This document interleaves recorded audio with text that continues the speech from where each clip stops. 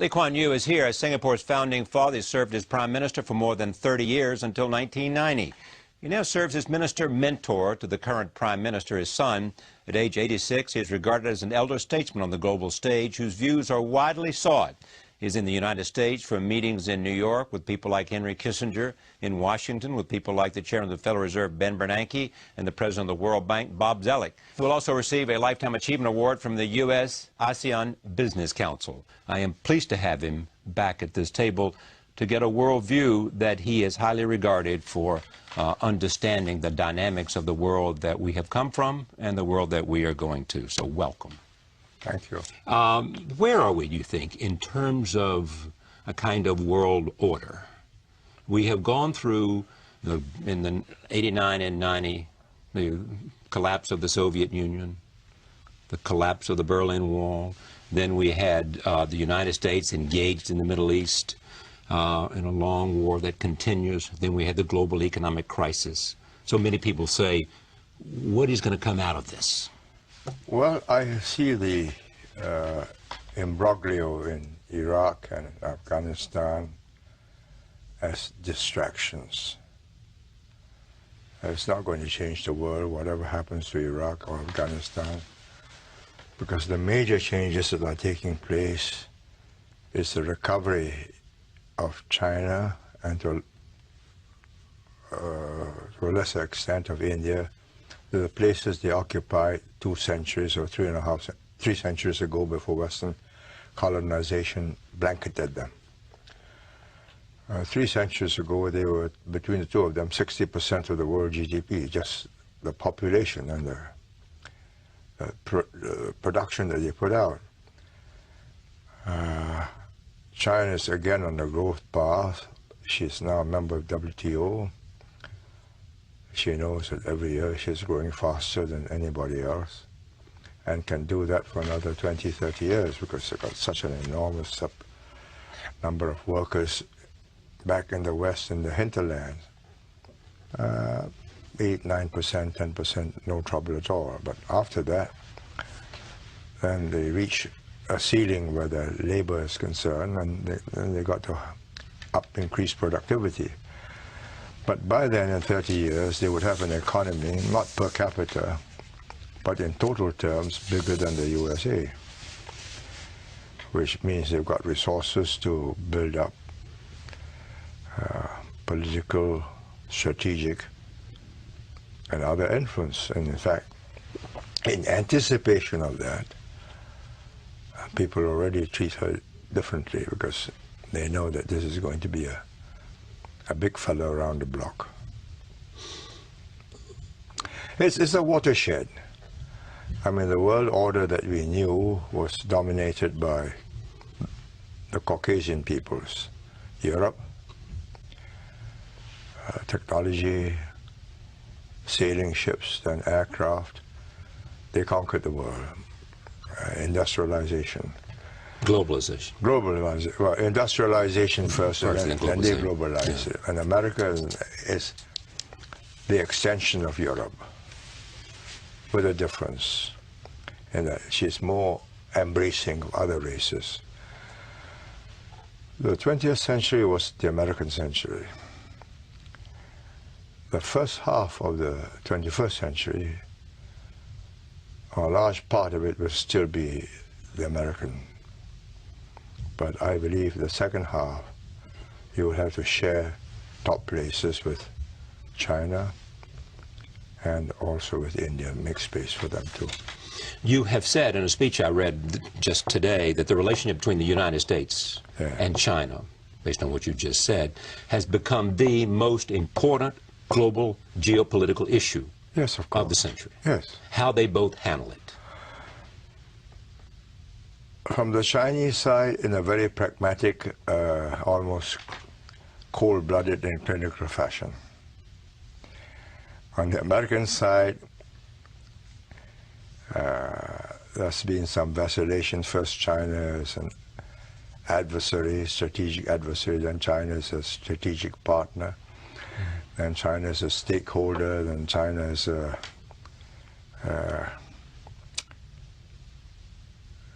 not carrying its weight. But China wants to be, as in the famous words of Bob Zoellick, now the president of the World Bank, and they want to be a stakeholder. As Bob Zoellick coined that phrase. In Singapore, I think. Well, I mean, whatever it was. Wherever it was, you know. And the Chinese were wondering what that meant. No, they didn't know what stakeholder meant. They now know. Yes, they looked up the dictionaries. They didn't get much out of it. They discussed it with friends, and I'm one of the friends. So I said to them, well, that means although you're not a shareholder in the company, you have an interest in the company because you sell to the company, and if the company goes bust, you've got no customer. And if you've got no customer, your trade will go down and you have unemployment. So you have an interest in keeping that company going. And they have an interest in keeping you going because you are a good customer. You're a good producer for them. Cheap goods, cheap products, and good quality. Well, there's great hope that they will become more of a consuming economy and we'll become more of a saving economy. You point that out. The Chinese have had 4,000 years or 5,000 years of all kinds of catastrophes. Earthquakes, floods, famine, invasions, where the central government failed entirely. And nobody can help you. You've got to help yourself. Let me tell you this anecdote. I was having my game left shoulder from golf being massaged by a very superior Chinese master who attends to their leaders. And they sent him down to try and fix my game shoulder, and he fixed it in 3 weeks. So we had to chat because I have 45 minutes on the couch, what can I do? So there was a flood up the Yangtze River. So I said, oh, well, now you've opened up. You get lots of relief supplies. He looked at me and puzzled. He says, you don't understand. The relief supplies will arrive in Shanghai. The floods will prevent it from reaching the villages. And each village knows that it's going to happen from time to time. And up on a little hill, they keep the rice, the salt, and all the essentials safe so that they will survive such a calamity. And that habit, just like the Japanese have the kit underneath their bed for earthquakes, that is their habit of surviving.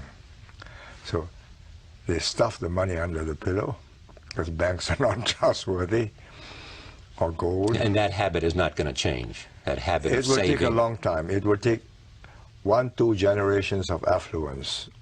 And it may happen in the cities, but it's not going to happen in the countryside. You say this about America as well. You talk about the Chinese as having patience, and they have persistence, and they have discipline, and they have organization. But you say America has something special that will be part of the inevitable competition. It is its resilience and, more importantly, its creativity. Yes, of course. Look, it's not just American talent that gets you here. There are just 300 million people, and they've got 1,300 million, and very many more able people. But you are attracting all the adventurous minds from all over the world and embracing them, and they become part of your team. Now, I don't see 2 million Indians and 500,000 other peoples, Japanese, Koreans, and others, becoming part of China. I mean, first, the language is so difficult. Yes. Secondly, the culture is not embracive. How do you fit in? What should the United States do as it looks at the inevitable growth of China as a dominant player? What would be a wise foreign policy? I think... Because you have 2 or 3 decades before it reaches its full strength. No, even in 3 decades, it won't reach its full strength. In 3 decades, its per capita is still about 1/3 of America. Right. Its gross domestic product. Well, for it to reach America's standard of living and standard of technology will take more than 100 years. So what should the United States do while it has the position it has now? I think make sure that they feel that they are accepted at the top table. Make sure that China feels like it's accepted at the top table. Yes, your place is waiting for you when you make it, but you've got to play by the rules of the game. And the key really is whether the next generation, this generation understands it. They know that they have no chance competing against the West, America especially, in technology, and especially military technology. There's absolutely no chance. Let me build an aircraft carrier to guard the shipping lines where they carry oil and other minerals. This is the first time where the Chinese are growing, but dependent on the world for its resources. But they're going around the world signing up contracts in Iran and in Africa. And absolutely, but before that, it's all within the Chinese empire. They don't have to worry about the rest of the world. This time, they have to worry about the rest of the world, because without the resources, the oil, the iron ore, nickel, whatever, the growth will stop. Will they be able to create the domestic demand that's necessary as they find exports reduced? Slowly. But in the meantime, there's keeping the economy going by enormous expenditure on infrastructure in the West. High-speed roads, high-speed railways, airports, telephone lines, bringing water from the south up to the north where it's arid and dry. Huge, enormous mammoth projects. That keeps it going. Well, two things. First, that the 21st century will be a contest for supremacy in the Pacific, because that's where the growth will be. That's where the bulk of the economic strength of the globe will come from. Now, if you do not hold your ground in the Pacific, you cannot be a world leader. The world leader must hold his ground in the Pacific. That's number one. Number two, to hold that ground in the Pacific, you must not let your fiscal deficits and your dollar come to grief. If it comes to grief in the short term, and there's a run on the dollar for whatever reason, because your deficits are too big, and the financial community, the bankers and all the hedge funds and everybody come to a conclusion that you're not going to tackle these deficits, and they begin to move their assets out, that's real trouble. And there is a risk of that perception today. Absolutely. Yes. And Ben Bernanke knows that. And he's got somehow or the other to clean up and soak up the liquidity. But if he does it too soon, you get into another recession. But you cannot build up enormous deficits that allows all the, and do nothing about it, and people say, oh, well, this is hopeless. Yeah. There's always a treasury, there's always a Federal Reserve, they'll make more money. Yeah. You can't do that. They just print more money. They will print more money, exactly. Yeah. There's the difference. Yeah. So the deficits, the looming deficit of the United States is what worries you the most, because it will strike at the heart of the U.S. global leadership. Absolutely. Absolutely. The Chinese economy is nothing compared to the American economy. Because the base is different. Once you're stabilized. Right. But what the world wants to know, or what the thinking part of the banking and financial world wants to know, is that the Americans, the administration and the Congress, both Republicans and Democrats, have the will to take tough measures to put this right. Even if it's not going to be done overnight, but it is moving in that direction. It was going to put it right. Okay, how do they do that? You've created all these needs. I mean, you take health care. It's not going to be done at the same price, surely. I mean, you're covering 40 million extra people. So where's the money coming from? Now, if the world sees that you're not making any provision for that, you're not letting it go, and it says, wow, this looks as if the elected leaders have lost their will to confront the people with the truth. Is it more the Congress than the President? Both. Both, I would say. Are you confident that the United States will do something about its deficit, which is at $1.3 trillion for the last?